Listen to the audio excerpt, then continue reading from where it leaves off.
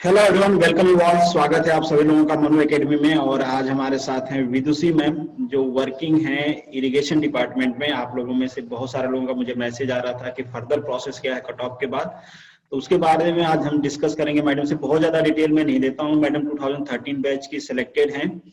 और मैडम बहुत बहुत स्वागत है आपका मनु एकेडमी में। And thank you so much कि आपने हमें टाइम थैंक दिया। You Manu ji. And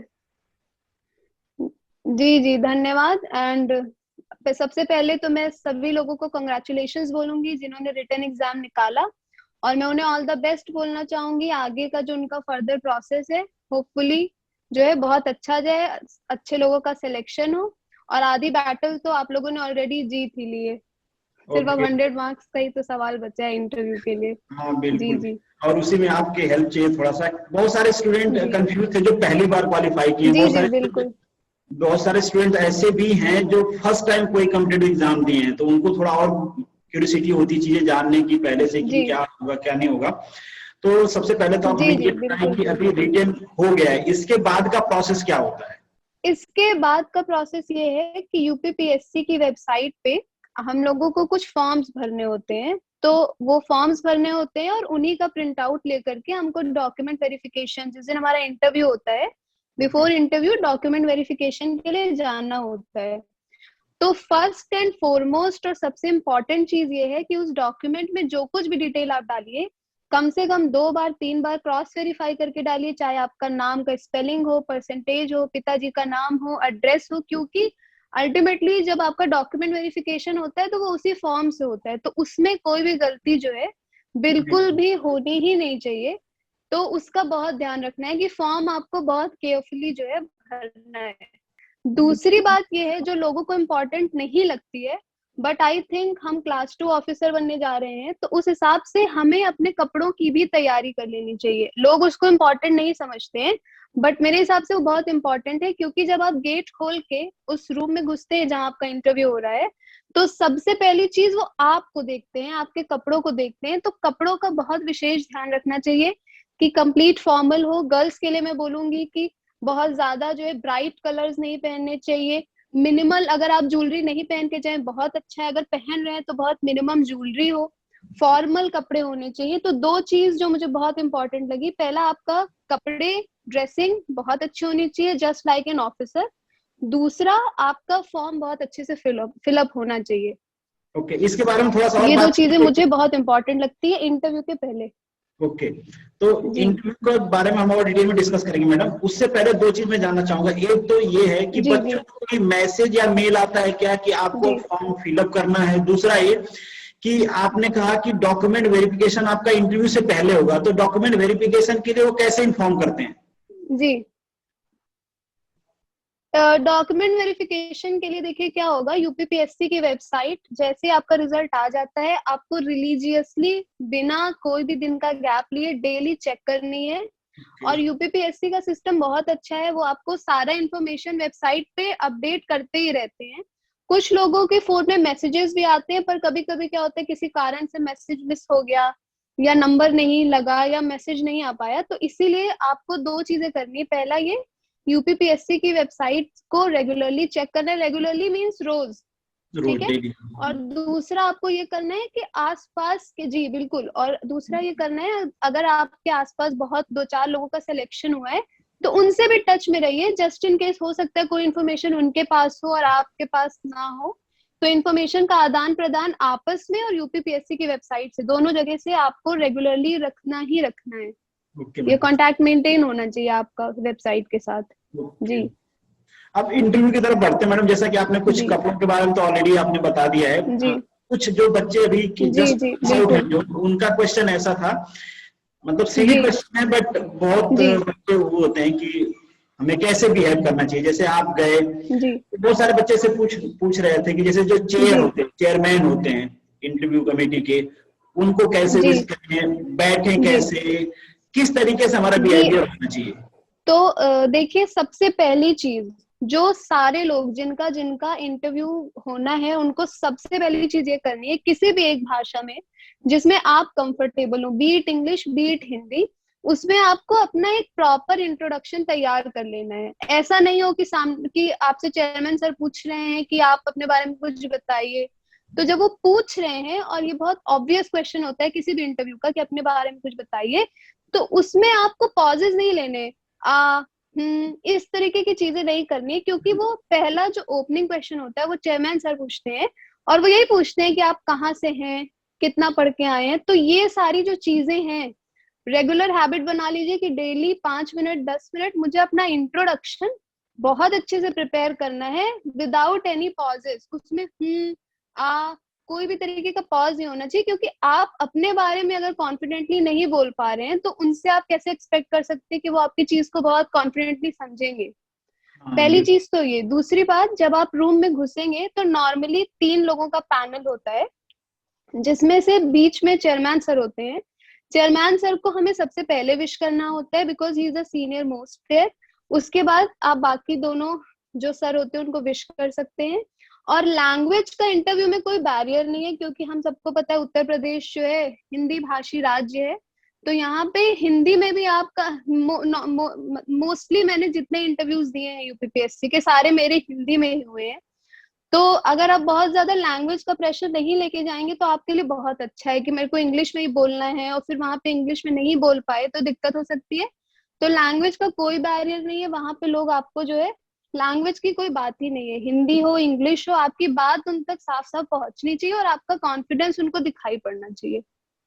madam एक चीज तो मैं ऐसा है कहूँगा, बस। बिना क्वेश्चन पूछे आप इतना सही से एलोबरेट कर रही हैं, मैं ये सारी चीजें आपसे पूछने वाला था कि कोई नहीं, क्या जी चीज जो भी मैं नहीं पूछा जी आप जी जी साइड से एलोबरेट कर दिए। मैम जैसा कि आप बता रही थी कि जो स्टार्टिंग का पोर्शन होता है, फर्स्ट क्वेश्चन वो चेयरमैन सर करते हैं, उसके बाद अगर हम बात जी करेंगे क्वेश्चन जी जी बिल्कुल बिल्कुल। क्या लेवल होता है और क्या नॉन टेक्निकल क्वेश्चन जो जी पूछे जाते हैं वो किस टाइप के होते हैं, स्टैटिक जीके से होते हैं, करंट जी अफेयर्स से होते हैं, बेसिकली थोड़ा सा आप इलोबरेट करें तो। जी देखिए, पहली बात, नॉन टेक्निकल क्वेश्चन जो आपसे पूछे जाते हैं वो या तो बिल्कुल करंट में जो चीजें चल रही होती है, बिल्कुल जैसे आजकल फार्म बिल चल रहा है, तो आई वुड सजेस्ट कि इसको पढ़ के जाना ही है, इसमें कोई ऑप्शन नहीं है कि आप इसको ही पढ़ के ना जाइए। बिल्कुल फार्म बिल चल रहा है, अगर कहीं कोई और चीज है जो चल रही है वो आपको पढ़ के जाना ही है, बहुत ज्यादा नहीं तो थोड़ा बहुत करके जाना है, नॉन टेक में इतना काफी है।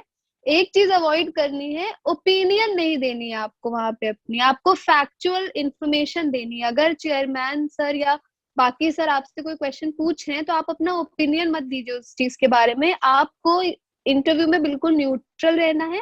फैक्चुअल इंफॉर्मेशन, जब जहां तक कि नॉन टेक आपका है, आप उसमें फैक्चुअल इंफॉर्मेशन ही दीजिए, आपको ओपिनियन नहीं देना है।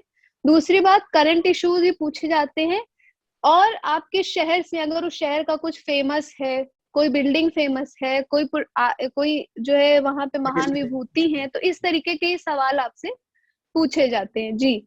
और उसके बाद सपोज करिए आपका, आपने बताया मेरा कॉलेज जयपुर में है, तो हो सकता है जयपुर से कोई रिलेटेड सवाल पूछा जाए, बस ऐसे नॉर्मल क्वेश्चन पूछे जाएंगे। ठीक है, आपका ऐसा पूछा जाएगा कि आप, तो 3 तरीके के उसमें डायमेंशंस है। पहला डायमेंशन ये है कि अगर आपका वर्क एक्सपीरियंस है किसी पर्टिकुलर एरिया में, फॉर एग्जाम्पल आप पावर प्लांट में काम करते हो और आपका एक्सपीरियंस जो है बॉयलर मेंटेनेंस में, तो ऑब्वियसली आपसे जो है पावर प्लांट रिलेटेड क्वेश्चंस पूछेंगे। अगर आप कहीं टीचिंग कर रहे हैं तो आपसे ये पूछा जाएगा कि कौन सा सब्जेक्ट पढ़ाते हो, तो आपसे उस सब्जेक्ट से रिलेटेड क्वेश्चन पूछेंगे।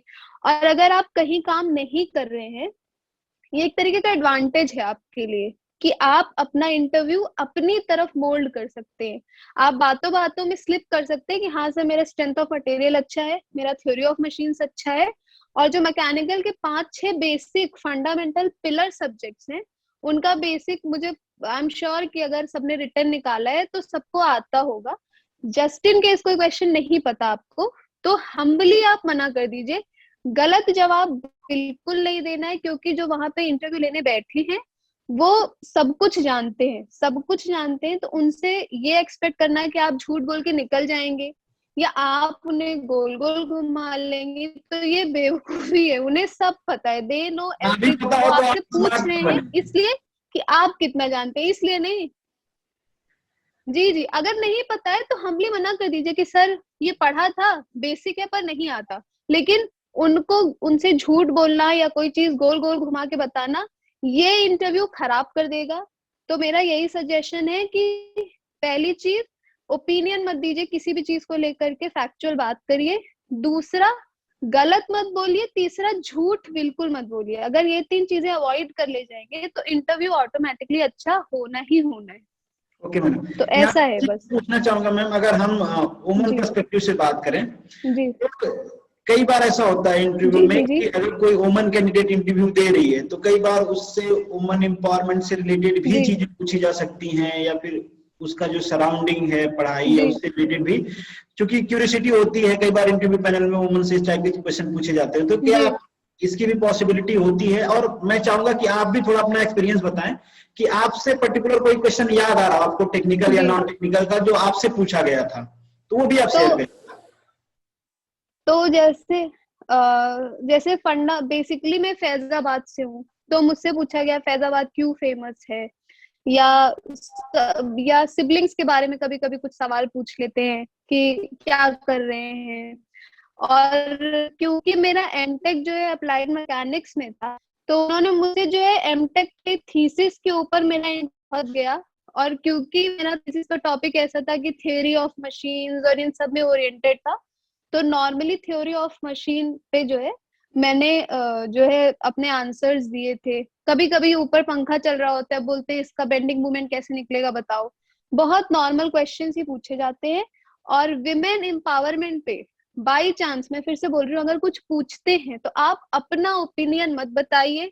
आपके साथ गॉड फॉरबिड अगर कोई बहुत खराब एक्सपीरियंस है just because you're a women, आप उसको शेयर मत करिए। आप ये बताइए कि हाँ, विमेन के ये चैलेंजेस हैं, जो ब्रॉडर चैलेंजेस हैं। ये नहीं कि मेरे को घर में ये तकलीफ है, ये नहीं बताना है। विमेन के एक्चुअल ब्रॉडर चैलेंजेस जो हैं वो बताइए। विमेन एम्पावरमेंट के बारे में थोड़ा पढ़ लीजिए। अगर सही बात है, अगर दिमाग में सवाल आ जा रहा है तो ऑब्वियसली उसको थोड़ा सा सर्च करके पढ़ लीजिए। लेकिन बस वही है, ओपिनियन नहीं बतानी है, फैक्चुअल इन्फॉर्मेशन पे बात करनी है वहां पे। ओके मैम, ऐसा है। एक चीज हम लोग जी स्टार्टिंग में पूछना चाहिए था इसको, बट ठीक है अभी याद आया तो अभी पूछ लेता हूँ। जी अगर मैं डिपार्टमेंट प्रेफरेंसेस की जी बात करूँ, हालांकि डिपार्टमेंट प्रेफरेंसेस उनको स्टार्टिंग में ही भरना होगा, जब फॉर्म आएगा तभी भरना जी होगा। तो अगर डिपार्टमेंट प्रेफरेंसेस की बात करें तो जी जी अगर आप बिल्कुल। थोड़ा सा बता पाए तो उनको थोड़ा आइडिया मिलेगा कि डिपार्टमेंट क्या है, कौन सा उनको ऊपर रखना चाहिए, और क्या ग्रोथ क्या है, प्रोफेशनल ग्रोथ क्या है उसमें, जी अगर इसको इलोबरेट कर पाए तो। आ, जी देखिए, डिपार्टमेंट जो प्रेफरेंस है, मैं बोलूंगी ये एक्चुअली पर्सनल प्रेफरेंस है। पर्सनल प्रेफरेंस इसलिए है कि हो सकता है कि आपकी पर्सनल क्या चॉइस है। हो सकता है जैसे इरिगेशन डिपार्टमेंट बहुत बड़ा डिपार्टमेंट है फॉर मैकेनिकल, तो आप बड़े डिपार्टमेंट में काम करना चाहते हैं तो आपके लिए इरिगेशन बेहतर है। आपकी पर्सनल चॉइस क्या है। आप पीडब्ल्यूडी में, आपको अगर कंस्ट्रक्शन में, सड़कें बनाने में मेंटेनेंस में इंटरेस्ट है तो आप पीडब्ल्यूडी ऑप्ट कर सकते हैं। अगर आपको बॉयलर पावर प्लांट में इंटरेस्ट है तो आप बॉयलर मेंटेनेंस वाला जो डिपार्टमेंट है, हेल्थ में, तो ये पर्सनल चॉइस है। और सारे विभाग जनहित के विभाग हैं, तो मेरे ख्याल से कोई ऐसा नहीं है कि कुछ अच्छा है कुछ बुरा है। सारे विभाग इक्वली अच्छे हैं, इक्वली जनहित का कार्य हो रहा है, सबके लिए सरकार पॉलिसीज बनाती है, तो डिपार्टमेंट सारे अच्छे हैं। तो ये आपको अपने लेवल पे चॉइस करना है कि मुझे किस तरीके का काम पसंद है, मैं किस तरीके के डिपार्टमेंट में बेस्ट फिट हूँ। तो जैसे मुझे ऐसा लगता था कि हाँ ठीक, थोड़ा ग्रामीण परिवेश भी है पीछे, तो मुझे लगता था हाँ सिंचाई विभाग ऐसा है जिससे मैं थोड़ा सा रिलेट कर सकती हूँ। तो मुझे लगा हाँ सिंचाई विभाग मेरे लिए ठीक है। हो सकता है किसी ने पब्लिक हेल्थ अच्छे से देखा, उसको लगता नहीं मैं यहाँ, किसी ने आवास विकास। तो ये पर्सनल प्रेफरेंस है बेसिकली, आपका जो ये है डिपार्टमेंट का चॉइस मेरे हिसाब से। एक और चीज रही आप, बात, देखिए इंजीनियरिंग में मेजर 3। जी जी जी आप कंटिन्यू करें मैडम, बताइए। आप कंटिन्यू करें, कोई हाँ, नहीं। तो मैं ये बोल रही थी इंजीनियरिंग में मेनली क्या है, 3 डिविजन है आपका। एक होता है कंस्ट्रक्शन, दूसरा होगा मेंटेनेंस, तीसरा होगा आपका पॉलिसी मेकिंग। यही 3 ब्रांचेस हैं।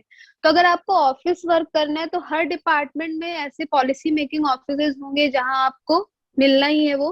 हर डिपार्टमेंट में अपना कंस्ट्रक्शन का काम होता है, और हर डिपार्टमेंट ने जो कंस्ट्रक्ट किया उसको मेंटेन करता है। तो ऐसा कहीं नहीं है कि कहीं बहुत प्रेशर है कहीं कम प्रेशर है, हर तरीके का काम हर डिपार्टमेंट में होता है। जैसे तो ये आप आप अपने लेवल पे डिसाइड करिए कि आपको कौन सा डिपार्टमेंट प्रेफर करना है। जैसे आप अभी यहाँ पे मैं दो चीज आपसे पूछना चाहूंगा। एक तो ये आप कह रहे हैं कि मतलब आप डिपार्टमेंट जो होते हैं उसमें भी कई जी सेक्शंस होते हैं, तो ये जो डिपार्टमेंट के सेक्शंस होते हैं ये इंटरव्यू जी। के बाद सेलेक्ट करने होते हैं या इंटरव्यू से पहले सेलेक्ट करने होते हैं?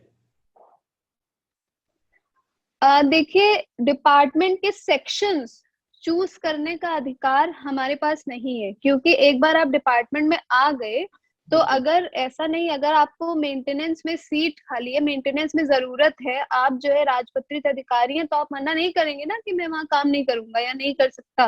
डिपार्टमेंट चूज करने तक चीजें हमारे हाथ में है। उसके बाद एक बार आपको डिपार्टमेंट मिल गया तो आपने जनहित का काम करना है, चाहे वो किसी भी सेक्शन में हो, किसी भी डिवीजन में हो, वो चीज फिर आपके हाथ में नहीं है।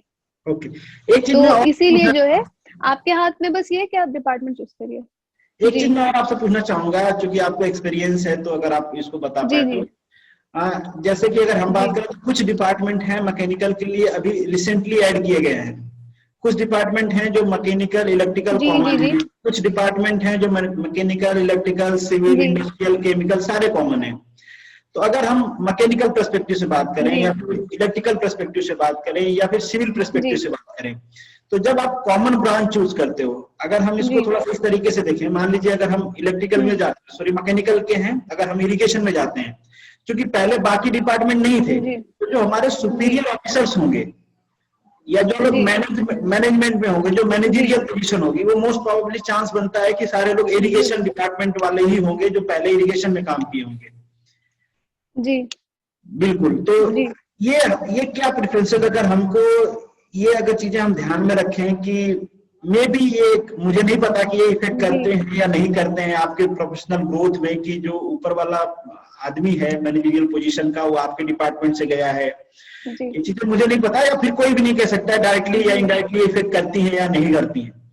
तो जो नए डिपार्टमेंट हैं जो कि बेसिकली इंडिविजुअल नहीं है, वो प्रेफरेंस में आगे रखना चाहिए आपके हिसाब से, जी। आपके वर्क एक्सपीरियंस के हिसाब से, या फिर यहाँ पे भी चॉइस फॉलो कर लो, आप जैसा आप रखना चाहते हो रखो? हाँ, जो वही मैं बोलूंगी, जैसा आप करना चाहते हैं वैसा करिए। देखिए, अगर बाई चांस कोई डिपार्टमेंट नया है, वैसे मुझे जानकारी नहीं है, बट जस्ट इन केस अगर कोई डिपार्टमेंट नया है तो वहां पे एक समस्या आपको ये भी हो सकती है कि कहीं कोई समस्या आई तो कोई सुपीरियर नहीं है जो आपको गाइड कर सके। ये भी है। जो पुराने डिपार्टमेंट है उसमें ये समस्या आपको कभी नहीं आएगी कि आपको कोई प्रॉब्लम आएगी, तो बहुत एक्सपीरियंस, बहुत अच्छे लोग जो है वहां पे बैठे हैं जो आपको गाइड करेंगे कि हाँ ये प्रॉब्लम आएगी तो इसका सोल्यूशन ये हो सकता है मल्टीपल सोल्यूशंस भी दें। तो मेरे हिसाब से अगर कोई डिपार्टमेंट नया है या पुराना है तो उसमें ये पुराने डिपार्टमेंट में लोगों के पास वर्क एक्सपीरियंस बहुत अच्छा है, तो आपको गाइडेंस और वर्क ग्रोथ वहां पे काफी अच्छी मिल सकती है। ये मेरा अपना ओपिनियन है। ओके। बाकी अगर कोई बहुत नया डिपार्टमेंट है तो उसमें भी ऑब्वियसली कोई हेड ऑफ डिपार्टमेंट ऑलरेडी होगा जो आपको चीजों के लिए करेगा ही। ऐसा नहीं है कि बिना हेड ऑफ द डिपार्टमेंट के कोई डिपार्टमेंट चलेगा। तो मेरा यही मानना है कि पुराना डिपार्टमेंट है तो उसमें बहुत काबिल लोग ऑलरेडी आपको गाइड करने के लिए बैठे हुए हैं। Okay ma'am. मैम अब नेक्स्ट जी क्वेश्चन मैं वुमन पर्सपेक्टिव से पूछूंगा, क्योंकि आप वर्किंग है वहां पे, आपको एक्सपीरियंस भी है, काफी सारी गर्ल्स का भी मैसेज आ रहा था, गर्ल्स जो एस्पिरेंट्स हैं उनका। इसमें दो तीन चीजें पूछना चाहूंगा। जी एक तो जी जी ये है कि क्या वुमेन्स की अगर हम बात करें, जैसे गवर्नमेंट की बहुत सारी पॉलिसीज भी हैं टाइम को लेके हैं, उसमें कुछ ऐसा होता है क्या कि मतलब कुछ उनको जी। क्राइटेरिया कि टाइम के आउट ऑफ टाइम उनको नहीं बुलाया जाता है, या फिर अ, वर्क होता है आउट ऑफ टाइम में उनको नहीं करना जी पड़ता है? दूसरा जो लोकेशन होता है पोस्टिंग का, क्या उसमें भी ये ध्यान रखा जाता है कि अगर कोई वुमन कैंडिडेट है, वुमन एम्प्लॉय है, तो जो पोस्टिंग की लोकेशन हो, क्योंकि यूपी बहुत बड़ा है, जी मैक्सिमम पोर्शन रूरल है, तो जो पोस्टिंग है जी उसमें जी बिल्कुल बिल्कुल बिल्कुल। जाता है या फिर नॉर्मल जैसे मेल का होता है वैसे ही होता है? जी देखिए, इसमें ऐसा होता है, पहली बात तो ऑफिस टाइमिंग की बात करें तो मेरा ये मतलब पर्सनल एक्सपीरियंस है कि गवर्नमेंट ने ऑलरेडी ऐसी पॉलिसीज बना रखी हैं कि फीमेल्स जो है बहुत ज्यादा वर्क स्पेस में कंफर्टेबल हों। तो इसीलिए टाइमिंग्स है या बाकी चीजें तो गवर्नमेंट खुद ही इस बात का ध्यान रखती है कि जो भी आपके विमेन ऑफिसर्स हैं या कर्मचारी हैं वो सारे लोग जो है बहुत ही कंफर्टेबल एनवायरनमेंट में काम करें। और अधिकारी लोग भी इस बात का बहुत अच्छे से ध्यान रखते हैं कि किसी भी तरीके की कोई असुविधा किसी को ना होने पाए। और दूसरी बात रही पोस्टिंग की, तो उसमें भी ऐसा है, चाहे मेल हो चाहे फीमेल हो, कोशिश यही की जाती है कि आपका जो होम टाउन है उसके आसपास ही आपको जो है पोस्टिंग दी जाए। लेकिन कभी कभी वो पॉसिबल नहीं हो पाता है, क्योंकि सपोज करिए आपके वो ऑलरेडी फिल्ड, तो फिर आप मजबूरी में जो है आपके घर से थोड़ा सा दूर करना पड़ता है। और नौकरी करने के लिए आए हैं, 30-35 साल की नौकरी है, तो पूरे यूपी में घूम घूम के नौकरी करनी ही है। तो घर के पास जो पोस्टिंग वाली बात है वो तो बहुत हद तक सही नहीं है, लेकिन हाँ, विमेन के लिए इन्वायरमेंट वर्किंग बहुत अच्छा है। और गवर्नमेंट की ऐसी पॉलिसीज हैं कि कंफर्टेबल और सेफ इन्वायरमेंट आपके लिए वो प्रोवाइड ऑलरेडी करके रखते हैं। ओके मैम, ये मेरा अपना एक पर्सनल एक्सपीरियंस है। अब धीरे धीरे हम लोग लास्ट की तरफ जी बढ़ रहे हैं, और स्टिल अगर कोई क्वेश्चन मुझे आएगा तो पॉसिबल होगा तो मैं दोबारा आपसे कनेक्ट करूंगा, अगर आपके पास टाइम रहेगा तो हम दोबारा शूट करेंगे। जी जी, बिल्कुल ये बिल्कुल। क्वेश्चन अब हम धीरे धीरे लास्ट की तरफ बढ़े हैं, तो जो जी हमारा सेकेंड लास्ट क्वेश्चन है आपसे, कि अगर आप अपना कोई एक्सपीरियंस शेयर करना चाहें, जी जैसे कि बहुत सारे लोगों की क्यूरियोसिटी होती है कि अगर हमने ज्वाइन किया तो क्या मिलता है, कितने जी बाद हमको रिस्पॉन्सिबिलिटी मिलना चालू होती है, फिर क्या वर्किंग कंडीशन होती है, अगर इससे रिलेटेड कोई जी। अगर आप एक्सपीरियंस शेयर करना चाहें तो। देखिए, हम सबको पता है, आप अगर डिपार्टमेंट को ही बहुत एनालिटिकली देखेंगे तो आपको ये बात समझ में आ जाएगी कि ऑलमोस्ट सारे इंजीनियरिंग के डिपार्टमेंट या जितने भी सरकारी डिपार्टमेंट है वो जनहित के डिपार्टमेंट है। तो जहाँ पे जनहित होता है वहां पे ऑब्वियसली रिस्पॉन्सिबिलिटीज आपकी बहुत ज्यादा होती हैं, क्योंकि बहुत सारे लोगों के लिए आपको काम करना होता है। तो रिस्पॉन्सिबिलिटीज और नो डाउट एक राजपत्रित अधिकारी की बहुत ज्यादा होती है, और हमारा कंडक्ट भी ऐसा ही होना चाहिए कि एक अधिकारी वाला ही कंडक्ट जो है हमारा होना चाहिए। और अगर आपको बाई चांस कोई प्रॉब्लम होती है तो हमारे ऊपर इतने अच्छे सीनियर्स होते हैं कि वो हमें हर तरीके से गाइड करते हैं, तो कोई डरने की बात नहीं है। आप एक राजपत्रित क्लास 2 ऑफिसर हैं, आपने इतना बड़ा एग्जाम निकाला है, तो आप हर तरीके की समस्याएं टैकल करने के लिए खुद ही सेल्फ सफिशिएंट हैं। जस्ट इन केस आपसे नहीं हो पा रहा है तो आपके सीनियर्स हैं जो आपकी पूरी हेल्प करेंगे उस चीज में, तो ये कोई डरने वाली बात नहीं है।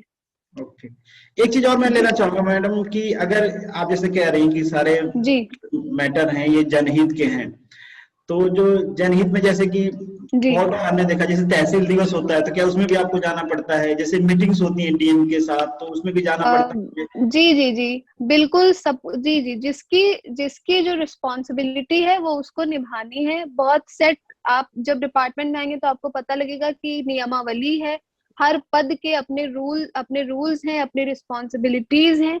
तो डिपार्टमेंट में आने के बाद आपको नियमावली ध्यान से पढ़नी है। जो एज असिस्टेंट इंजीनियर सपोज करिए आप आ रहे हैं, तो एज असिस्टेंट इंजीनियर जितनी चीजें हैं, जितने रूल्स आपको फॉलो करने, जो आपकी रिस्पॉन्सिबिलिटीज हैं, उनको आप जितनी जल्दी समझ लेंगे उतना ही आपके लिए अच्छा होगा। और ये है कि अगर आप असिस्टेंट इंजीनियर हैं और तहसील दिवस हो रहा है, आपको जाना है तो आपको जाना पड़ेगा, क्योंकि जनहित का काम नहीं जो है, आपकी आपकी वजह से जनहित का काम जो है नहीं सफर कर सकता। Okay okay. ऐसी बात है। वर्किंग आवर क्या होता है मैम, ये जो जी। जनरल ऑफिशियल आवर होते हैं गवर्नमेंट की, वही होता है वर्किंग आवर आप लोगों का, या फिर उसमें कुछ चेंजेस होते हैं? देखिए, वर्किंग आवर्स गवर्नमेंट ने डिसाइड किया है, तो वर्किंग आवर्स और ऑफिस आवर्स में अंतर है। ऑफिस आवर्स आपके वही होंगे जो गवर्नमेंट ने प्री डिसाइड किए हैं। कभी कभी आउट ऑफ द ब्लू हो सकता है ऐसी सिचुएशन आ जाए कि आपको ऑफिस आवर्स के बाद काम करना पड़े, लेकिन वो rare of the rarest cases में ही होता है। डेली आपके साथ, स्पेशली विमेन के साथ, तो ऐसा नहीं होता है। अगर कोई बहुत ही अर्जेंट सिचुएशन आ गई जो आपके बिना नहीं काम हो सकता, तो हो सकता है कि आपको जो है बोला जाए। ओके मैम, हम अब इंटरव्यू के लास्ट क्वेश्चन पे आ गए हैं, तो लास्ट में ऑब्वियसली ये जानना चाहेंगे, अगर आप अपने तरफ से जी। अपने एक्सपीरियंस के हिसाब से जो एस्पिरेंट्स हैं जो इंटरव्यू में जाने वाले हैं उनको कोई सजेशन देना चाहें तो मोस्ट वेलकम। देखिए, मेरा जो अपना पर्सनल एक्सपीरियंस है वो ये है कि इंटरव्यू, फिर से मैं बोलूंगी, पर्सनालिटी असेसमेंट है। आप अपना कॉन्फिडेंस हाई रखिए, मान के जाइए कि मेरा सिलेक्शन होगा, क्योंकि वो आपको सेलेक्ट करने के लिए बैठे हैं, पहली चीज ये। दूसरी चीज ये है कि झूठ नहीं बोलना है वहां पे। झूठ बोलना या किसी क्वेश्चन को गोल गोल घुमाना, ये बहुत ही गलत एटीट्यूड है towards any interview, beat UPPSC और बीट एनीथिंग। तो आपको कोई भी चीज गलत नहीं बता, गलत हो गई तो आप बोल दीजिए कि हाँ सर ये मैंने गलत बोल दिया, लेकिन झूठ गोल मोल घुमाने वाली कोई बात नहीं करनी। तीसरा मैं फिर से बोलूंगी, ओपिनियन नहीं देना है, ठीक है। चौथा, कोशिश करनी है, अगर कोई आंसर आपका ऐसा फ्रेम हो सकता है कि उसमें आपका कॉन्स्टिट्यूशन का रेफरेंस आ जाए, फंडामेंटल ड्यूटीज का रेफरेंस आ जाए, तो फॉर एग्जाम्पल मैं बताती हूँ, जैसे किसी ने आप ऑलरेडी कहीं वर्किंग है, आपसे क्वेश्चन पूछा गया कि आप क्यों यही काम करना चाहते हैं, है ना, तो इस तरीके का क्वेश्चन आप फ्रेम कर सकते हैं कि जनहित का डिपार्टमेंट है और वहां पे मेरी जो रिस्पॉन्सिबिलिटीज और यहाँ पे है, मैं ऐसा सोच रहा हूँ या सोच रही हूँ कि यहाँ पे मेरी कैपेसिटी और कैपेबिलिटीज का अच्छा यूटिलाइजेशन है। इस तरीके से आप जो है जवाब दे सकते हैं, लेकिन ओपिनियन, झूठ, ये दो चीजें बिल्कुल नहीं करनी है। तीसरा एक चीज मैं और बोलूंगी, just in case, God forbid, अगर ऐसा होता है कि आपका इंटरव्यू खराब हो रहा है, आपको ऐसा लग रहा है कि आपका इंटरव्यू खराब हो रहा है, तो भी कोशिश करिए कि कुछ ना हो तो कॉन्फिडेंस लूज मत करिए, क्योंकि समटाइम्स इट हैपेंस कि बाकी लोग आप पे प्रेशर जानबूझ के बनाते हैं ये देखने के लिए कि आप कितने प्रेशर में कैसा परफॉर्म करते हैं। तो प्रेशर हो, क्वेश्चन नहीं आ रहा है, तो भी कॉन्फिडेंस इज द थिंग जो आपको हमेशा अपने पास रखना है। हम्बल रहना है, कोई चीज नहीं आती तो हम्बली कहना है कि सर मुझे नहीं आता, और कोई डरने की बात नहीं है, वो वहां पे आपको सेलेक्ट करने के लिए ही बैठे हैं, तो बिल्कुल डरने की बात नहीं होती है उसमें। ओके ओके मैम, तो ये जी हमारा लास्ट क्वेश्चन था, जैसे कि मैंने पहले भी रिपीट किया, अगर एस्पिरेंट्स के कोई और डाउट्स आते हैं जी तो जरूर मैं आपसे कांटेक्ट करूंगा। एंड जी, थैंक यू सो मच कि आपने हमें बिल्कुल टाइम बिल्कुल, दिया, एनी टाइम। इतने जी सारे थैंक यू क्वेश्चन सो का मच आपने मनु जवाब जी। दिया, और जी इतने थैंक सारे यू सो क्वेश्चन का आपने मच। जवाब दिया, और उम्मीद करते हैं कि ये सारे क्वेश्चन किसी न किसी तरीके से जो भी एस्पिरेंट्स हैं उनके हेल्प करेंगे। Thank you so much again madam. जी बिल्कुल, जी थैंक यू सो मच। और मैं सारे एस्पिरेंट्स को फिर से ऑल द बेस्ट बोलना चाहूंगी, जाइए परफॉर्म करिए, कॉन्फिडेंट रहिए, आपका सिलेक्शन जरूर हो जाएगा, ओके मैम, ओके, क्योंकि थैंक आपको टेक्निकल आता है, बस पर्सनालिटी एक्सेस करानी है अपनी। जी ठीक है, यू। धन्यवाद। Thank you.